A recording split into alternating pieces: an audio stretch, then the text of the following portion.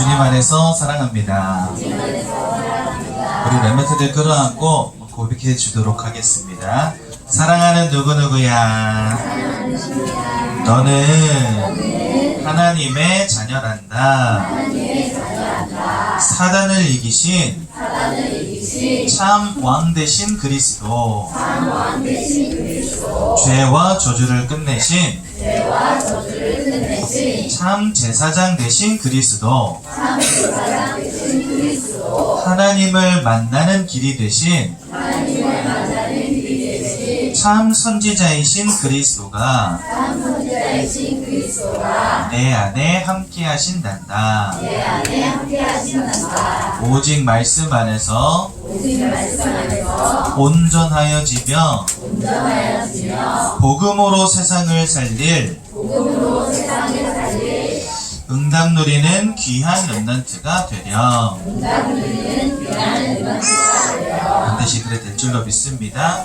우리 베드로전서 2장 11절과 12절 말씀 보겠습니다. 베드로전서 2장 11절과 12절 말씀. 우리 두 절 말씀이니까요, 큰 목소리로 함께 보도록 하겠습니다. 베드로전서 2장 11절과 12절 말씀, 우리 한 목소리로 함께 크게 읽어보도록 하겠습니다. 시작. 사랑하는 자들아, 거류민과 나그네 같은 너희를 권하노니 영혼을 거슬러 싸우는 육체의 정욕을 제어하라. 너희가 이방인 중에서 행실을 선하게 가져 너희를 악행한다고 비방하는 자들로 하여금 너희 선한 일을 보고 오시는 날에 하나님께 영광을 돌리게 하려 함이라. 아멘. 교회 안에서 신앙생활을 하다 보면 항상 방종과 율법, 이 두 가지에 우리가 걸릴 때가 참 많죠. 방종과 율법, 이 두 가지는 우리가 정말 언약 안에서 정확한 답을 가지고 세밀하게 인도받지 않으면 안 되는 부분입니다. 그래서 오늘 말씀 통해서 이제 우리 귀한 성도님들, 방종과 율법 이 두 가지 사이에서 우리가 어떻게 응답받아야 될지 분명한 답을 찾는 귀한 날 되시면 좋겠고요. 우리 후대들이 앞으로 모든 것을 통하여 전도와 선교에 응답 누리는 후대들로 우리가 키워내야 되겠죠. 그래서 오늘 주시는 말씀을 잘 마음에 새기는 귀한 날 되시면 참 좋겠습니다. 분명한 사실은 방종과 율법 두 가지 모두 다 사단이 가지고 있는 속임수라고 하는 것입니다. 우리 다락방에 있는 분들 많이 하는 이야기 중에 하나가 복음이면 끝났다 이야기 많이 하시죠. 아주 좋은 말이고 굉장히 맞는 말이고 반드시 그리 돼야 되는 말입니다. 그런데 그러다 보니까 이 안에서 방종하는 사람들이 참 많이 있는 것 같아요. 복음이면 끝났으니까 괜찮아, 내 삶은 좀 무너져도 돼, 넌 렘넌트야, 너 실패했지만 괜찮아, 그 실패한 거 아니야, 하나님이 함께 하셔, 너 앞으로 하나님이 전도와 선교 때문에 반드시 사용하실 거야, 괜찮아, 낙심하지 마. 참 중요한 말인데 이것을요 내 삶에 방종하고 연결시켜가지고 괜찮아, 나 구원 받았잖아 라고 연결되어지는 경우가 참 많다는 거죠. 그래서 여러분, 이 방종이라고 하는 것은 정말 조심하지 않으면 안 됩니다. 왜냐하면 사단이 누구보다 여러분들을 잘 알기 때문에, 여러분들의 그런 과거의 각인들, 여러분들이 가지고 있는 상처들, 혹은 여러분들이 좋아하는 걸 누구보다 사단이 잘 알기 때문에 여러분들 여기에서 정말 복음으로 오직 결론 내리지 않으면 반드시 무너질 수밖에 없습니다. 구원과는 상관이 없는 부분이에요. 이거는요, 이미 우리는 구원을 얻었고 이 구원은 내가 천국 가는 그날까지 절대로 취소되는 법이 없습니다. 여기에서부터 천국 가는 그날까지 내가 응답 속에서 전도와 선교 때문에 살아가느냐 그러지 못하느냐의 갈림길이 바로 여기서 시작되는 거예요. 내가 방종 속에 있는지 아니면 언약 안으로 깊이 들어가는지. 그래서 여러분, 우리는 빨리 방종을 뛰어넘어야 되겠습니다. 복음이면 다 된다, 맞는 말이지만 아무렇게나 살아도 된다라는 말은 절대 아닙니다. 그치요? 잘못되어져 있는 각인들이 때로는 나를 통해서 자꾸 드러납니다. 내가 과거에 복음 알지 못했던 나의 삶, 창세기 3장 속에 있었던 나의 삶이 나도 모르게 자꾸 드러나거든요. 말씀 안으로 깊이 들어가고 성령 충만함 속으로 깊이 들어가고 기도 속으로 깊이 들어가야 되는데 여기에 가장 큰 걸림돌이 되는 게 뭐냐? 바로 여러분들의 과거 가지고 있었던 각인들, 잘못되었던 각인들, 이런 것들이 여러분들에게 사실 걸림돌이 되거든요. 그런데 중요한 것은 이런 문제가 오랫동안 지속될수록 어떻게 되냐면 그것을 자꾸 합리화해요. 이게 잘 안 고쳐지는 거야. 언제까지 갈지 몰라. 그러니까 이 문제는 잘 해결되어지는 것도 아니고 오랫동안 지속된 문제니까 조금 더 두고 지켜봐야 돼. 날마다 합리화합니다. 그렇죠? 그러다 보니까 이 문제가 자꾸만 나의 오래된 문제로 남아있음에도 불구하고 해결되어지지 않아요. 그런데 자꾸만 그것을 통해서 나를 건드리는 존재가 있습니다. 그게 누구라고요? 바로 사단. 그래서 여러분들에게 오래되어져 있는 문제, 잘못된 각인들 반드시 두고 싸우셔야 됩니다. 그런데 그 싸우는 방법이요, 어떻게 싸워야 되냐? 율법으로 여러분들을 쳐서도 안 되고, 내가 이것을 어떻게든 이겨보려고 몸부림치는 것보다도 가장 먼저 해야 될 것들을 하는 것이 중요합니다. 여러분, 이러한 문제들이 우리에게 진짜 문제가 되는 이유는 뭐냐면요, 나에게 그냥 오래되어진 문제가 있다, 그것보다도 이 문제 때문에 내가 정말 해야 될 것을 하지 못하는 것, 그것이 문제입니다. 많은 사람들이요, 나에게 와 있는 방종의 문제 때문에 말씀을 놓칩니다. 나에게 와 있는 방종의 문제 때문에 기도를 놓칩니다. 나에게 와 있는 방종의 문제 때문에 전도와 선교의 축복을 놓칩니다. 그렇죠? 그래서 여러분, 가장 중요한 것은 내가 반드시 해야 될 것을 할 수 있는 것, 이것이 중요한 것입니다. 언약 안으로, 말씀 안으로, 예배 속으로 깊이 들어가는 그 속에서 치유라는 것은 시작이 되는 것이지, 내가 먼저 나의 삶을 바꾸고 나서 예배가 되어진다? 이거는요, 절대 틀린 말입니다. 그래서 여러분, 방종을 끝내는 방법은 나에게 와 있는 그 방종을 그치는 것이 아니라 그 방종을 끝낼 수 있는 은혜 속으로 들어가는 것입니다. 그렇죠? 가정 가문의 영적인 문제가 또한 방종으로 이어지기도 합니다. 아버지로부터 또 혈통을 따라 가문을 따라 내려오는 영적인 문제들이 우리 후대들에게까지 전달되어지거든요. 그것이 또 다른 방종으로 연결되어질 수 있어요. 그래서 여러분, 이러한 부분들은 우리 부모님들이 정말 예배 속에서 언약 붙잡고 기도하면서 다 끊어내야 되겠습니다. 아이들이 이게 그냥 하나님 끝나게 해주세요, 이 문제가 없게 해주세요가 아닙니다. 그게 아니라 이러한 문제들이 우리 아이에게 영향력이 되어지지 않을 만큼 그리스도가 각인되게 하시고 예배가 은혜가 되게 하시고 아멘. 말씀이 들려지는 축복을 자녀에게 달라고 기도하셔야 돼요.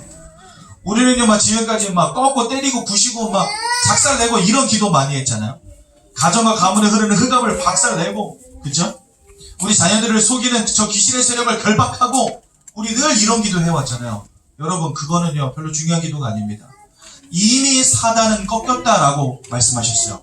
사단의 건설은 이미 끝났다라고 말씀하셨어요. 중요한 건 뭐냐? 우리 자녀들이 은혜 받지 못하고 있다는 거예요. 우리 자녀들이 말씀 붙잡지 못하고 있다는 거예요. 우리 자녀들이 기도하지 못하고 있다는 거예요. 그래서 우리 자녀들에게 올바른 것을 가르치잖아요. 사단이 아무리 드세도 상관없습니다. 그 안에 있는 은혜를 사단은 이길 수 없고, 이 자녀들에게 있는 말씀을 사단은 이길 수가 없어요. 죽어도 이길 수 없지요. 그래서 우리 자녀들이 반드시 승리할 수밖에 없는 비밀을 가정에서 가르쳐야 되겠습니다. 어떻게 된다고요?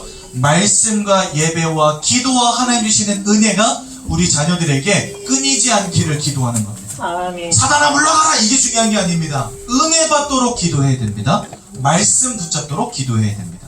그래서 우리 부모님들 오늘 모든 기도 제목들을 다 바꾸세요. 그리고 정말 해야 될 기도에 도전하시기 바랍니다. 아멘.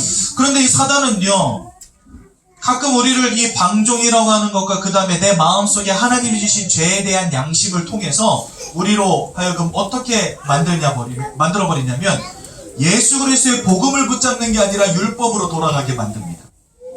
나의 안 되어지는 모습을 누구든지 양심을 통해서 다 깨달을 수 있어요. 하나님 그렇게 만들어 놓으셨거든요. 우리는 죄로부터 멀어진 삶을 살아야 되기 때문에 하나님이 우리의 양심 속에 죄의식이라는 것을 다 심어 두셨어요. 죄로부터 멀어지는 인생을 살아라고. 그런데 그래서 나의 연약함을 하나님 아버지 앞에 고백하고 더 예수 그리스도를 붙잡아야 되는데 사단은요, 그것을 속여버립니다. 그러면서 뭐로 들어가게 만드냐? 율법으로 들어가게 만들어버려요. 제가 지난번에도 한번 말씀드린 적 있죠. 다락방 하다가 안 하시는 목사님 한 분이 계시다고. 제 은사 목사님이기 때문에 제가 더 가슴 아프거든요. 이분이 저한테 맨날 메시지를 보내오세요. 유튜브로 녹화를 한 영상을 저에게 보내주시는데 맨날 보내세요, 맨날. 그리고 우리 기도수첩이라는 거 하잖아요. 근데 이분은 기도수첩을 나누는 게 아니라 자기 스스로 메시지를 맨날 써가지고 성도님들에게 돌리시는 것 같아요, 보니까. 그런데 내용이 항상 뭐냐? 우리는 예수 그리스도로 구원받아서 하나님의 자녀가 되었고 의로워졌고 거룩해졌기 때문에 죄와 항상 싸워야 됩니다. 그래서 우리는 날마다 거룩해지는 구원을 이루어야 됩니다 라고 말씀하세요. 그러면서 예전에 제 아내 할아버님 목사님께서 돌아가셨을 때 거기 장례식장 오셨는데 거기서 저한테 이런 이야기를 하시더라고요. 칭의와 성화라고 하는 부분을 이해하냐 그렇게 물어보시더라고요. 칭의는 우리를 의롭다 하셨다라는 것을 칭의라고 하고, 성화는 날마다 하나님의 은혜 속에서 내가 점점 더 거룩하여져 감을 의미하는 겁니다. 그런데 우리 보수교단에서는 날마다 거룩하여져 간다, 즉 점진적인 성화를 가르치거든요. 근데 이 목사님은 뭐라 말씀하시냐? 날마다 그저 거룩해야 된다 이렇게 말씀하시는 거예요. 그러면서 다락방이 하는 이야기 중에 제일 잘못된 게, 나는 죄인이기 때문에, 나는 연약하기 때문에 죄를 지을 수밖에 없다라고 고백한다는 거예요. 그런데 그런 말들 때문에 더 복음 안에서 방종한다는 거예요. 어찌 보면 맞는 말이지만 여러분, 한 가지 중요한 사실이 있습니다. 내가 하나님 아버지 앞에 죄인임을 고백하는 것, 그래서 예수의 은혜가 필요하다고 고백하는 것은, 그것은 방종이 아닙니다. 당연히 그리해야 되는 것입니다. 여러분, 내가 죄와 싸워서 승리할 수 있다면 예수님 오실 이유가 없어요. 그치요? 예수님이 오신 이유가 뭐냐? 나는 죄와 싸워 이길 능력이 없기 때문에 그렇습니다. 죄를 지으라는 말이 아닙니다. 죄 짓는 게 괜찮다는 말이 아닙니다. 나는 연약하기 때문에 예수의 은혜가 없으면 안 되는 존재라는 것을 하나님 아버지 앞에 날마다 고백해야 된다는 겁니다. 나의 정체성을 제대로 깨달았다면 하나님 아버지 앞에 나는 죄인일 수밖에 없음을 고백할 수 있어야 된다는 것입니다. 나는 죄와 싸워 이길 수 있습니다라고 말하는 것 자체가 교만이라는 거예요. 그래서 여러분, 죄와 싸우는 것이 중요한 게 아닙니다. 날마다 더 하나님의 은혜 속으로 들어가는 게 중요합니다. 그러면 죄라고 하는 것이 나와 상관이 없는 인생이 돼버려요. 죄를 멀리한다고 멀리해지는 것이 아니라 은혜로 충만해지면 죄가 들어올 구석이 없는 거예요. 이해가 되시죠? 그래서 여러분, 우리는 율법을 바로 이해해야 되겠습니다. 율법을 주신 이유는 우리가 죄인임을 깨달으라는 것이지, 그건 열심히 지켜서 죄와 멀어지라는 것이 아닙니다. 우리는요, 반드시 율법을 지켜야 돼요. 하지만 우리는 율법을 다 지킬 수 없는 연약한 존재임을 고백할 수 있어야 된다는 겁니다. 그래서 하나님의 은혜가 날마다 필요함을 하나님 아버지 앞에 또 간구하고 또 간구하고, 예배 속에서 말씀 속에서 은혜 누리고 힘을 얻고, 그래서 내가 더욱더 성령에 충만해지는 그 비밀을 누리는 것, 이것이 우리가 승리하는 비밀인 것이지, 죄와 싸우는 게 우리 신앙생활의 목적이 절대 아니라는 사실을 기억하셔야 됩니다.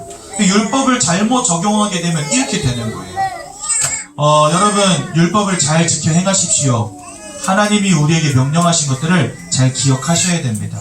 그런데 내가 율법을 범하였다고 해서 너무 낙심하지 마십시오. 그러한 시간표가 온다고 한다면 그 시간은 여러분들이 하나님 아버지 앞에 무릎 꿇을 시간표요, 말씀의 은혜 속으로 들어갈 시간표요, 성령의 충만함을 간구해야 될 시간표인 것입니다. 이해가 되시죠?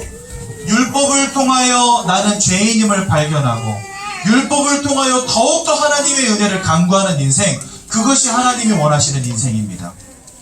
여러분, 왜 예수님이 율법의 마침표가 되었다고 말씀하시는지 아십니까? 여러분, 율법의 마침표가 되었다, 이 말이 무슨 말일까요? 그 말이 무슨 말일까요? 예를 들어서 더 쉬운 예로 표현하자면, 예수님이 율법의 끝판왕인 거예요. 모든 율법을 초월하는 율법이 바로 예수님이신 거예요.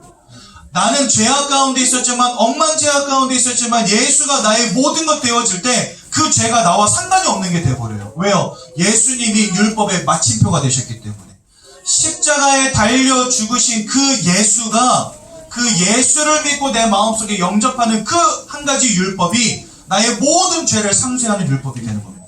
그래서 율법의 마침표가 되는 거예요. 그래서 여러분, 우리는 날마다 예수의 은혜가 필요한 사람들입니다. 그치요? 정말 말씀의 은혜 속으로 들어가시기 바라고 깊은 기도의 비밀 속에서 성령 충만함 누리시기 바라고 그래서 죄와 상관이 없는 인생 되시기 바랍니다. 이와 같은 인생을 살아갈 때 그 속에서 하나님이 우리에게 전도와 선교라고 하는 응답을 허락하신다고 오늘 강단에서 말씀하셨어요. 그렇죠? 그래서 여러분 우리는 어렸을 때부터 우리 자녀들을 주의 언약의 말씀으로 가르치고 언약 안에 뿌리 내리도록 도와야 됩니다. 여러분 나는 죄를 싫어하고 죄를 미워하고 죄와 싸울 준비가 되어 있어야 합니다. 하지만 율법이 아니라 하나님의 은혜와 말씀으로 싸워 나가는 것입니다. 제 말을 잘 기억하셔야 돼요. 우리 자녀들 또한 이렇게 만들어야 되겠는데 그러기 위해서 우리 디모데후서 3장 15절에 17절 말씀을 좀 기억해야 되겠습니다. 성경은 구원에 이르는 지혜가 있게 하느니라. 우리 자녀들에게 이 성경 말씀을 통하여 구원에 이르는 지혜, 즉 예수 그리스도가 발견되는 은혜가 있어야 되겠습니다. 이 성경이 우리에게 힘이 되어지고 우리를 바로 교육할 수밖에 없는 이유가 뭐냐? 하나님의 감동으로 쓰여진 책이기 때문이라고 말씀하십니다. 그래서요, 우리 자녀들에게 이 언약의 말씀이 전달되어질 때 우리 자녀들을 온전하게 세워가신다 말씀하십니다. 여러분, 죄 없는 인생, 선한 행실 어디서부터 시작된다고요? 하나님께서 온전하게 세워가시는 것으로부터 시작이 됩니다. 그래서 어렸을 때부터 성경을 가르치고 어렸을 때부터 말씀을 가르치고 어렸을 때부터 하나님의 은혜를 가르치는 게 그래서 중요한 거죠. 그러면 어떻게 된다고요? 모든 선한 일을 행할 능력이 거기서부터 시작이 된대요. 그렇죠? 여러분, 선한 삶은 내가 이루어가는 게 아닙니다. 악한 삶은 내가 끊어내가는 게 아닙니다. 하나님의 은혜 속에서만 가능한 일입니다. 하나님의 은혜 잃어버리면은요, 우리는 죄악 가운데 살 수밖에 없어요. 그건 당연한 겁니다. 주의 성령이 역사하시지 않는 인생은요, 죄악 가운데 있을 수밖에 없어요. 하지만 주의 성령이 역사하시는 인생, 하나님의 말씀에 붙잡힌 인생은 온전하여지며 선한 일을 행할 능력이 그 속에서 시작된다고 디모데후서 3장에 분명히 말씀하고 계십니다. 우리 자녀들을 선한 일을 행할 능력을 갖춘 렘넌트로 세워나가기 위해서 날마다 가정에서 성경을 가르치고 주의 언약의 말씀을 가르치고 예수 그리스도의 복음을 가르치는 귀한 우리 태영아 가정 가문 되시기를 예수님의 이름으로 기도드립니다. 제가 한번 기도하고 말씀 마치겠습니다. 하나님, 오늘도 우리에게 말씀 주시고 은혜 주심 감사합니다. 우리에게 날마다 은혜 주시고 말씀 주시고 성령의 충만함을 주셔서 죄와 상관이 없는 인생 되게 도와주시고 이제는 선한 일을 행하며 전도와 선교의 응답 누리는 귀한 후대들을 길러내는 가정교회의 사명을 감당하도록 우리 모든 태영아 가정들을 축복하여 주옵소서.